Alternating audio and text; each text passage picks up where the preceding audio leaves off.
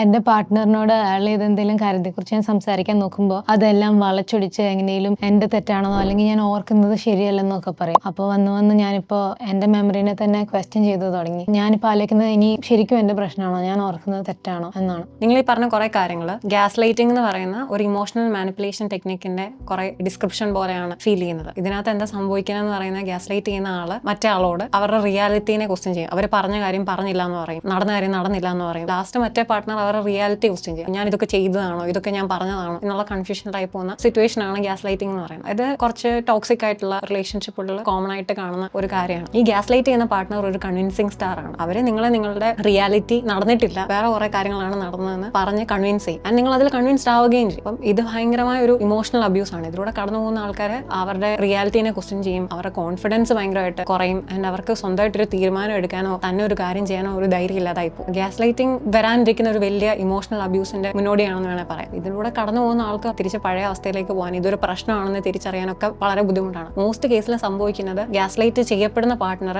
എല്ലാ കാര്യങ്ങൾക്കും അപ്പോളജൈസ് ചെയ്യാൻ തുടങ്ങും. അവരുടെ തെറ്റല്ലെങ്കിൽ പോലും അപ്പോളജൈസ് ചെയ്യും. ഇനി ഒരു പ്രശ്നം ഉണ്ടാവണ്ട, ചിലപ്പോൾ എന്റെ പ്രശ്നമായിരിക്കും. അതുകൊണ്ട് തന്നെ ഗ്യാസ് ലൈറ്റിംഗ് ഒരു വലിയ പ്രശ്നമാണ്. നിങ്ങളോ നിങ്ങൾക്ക് അറിയാവുന്ന ആരെങ്കിലോ ഇതിലൂടെ കടന്നു പോകുന്നുണ്ട്, അല്ലെങ്കിൽ ഇതിൽ നിന്ന് പുറത്തു വരാൻ സ്ട്രഗിൾ ചെയ്യുന്നുണ്ടെന്നുണ്ടെങ്കിൽ ഒരു പ്രൊഫഷണൽ ഹെൽപ്പ് സീക്ക് ചെയ്യുന്നത് വളരെ നന്നായിരിക്കും.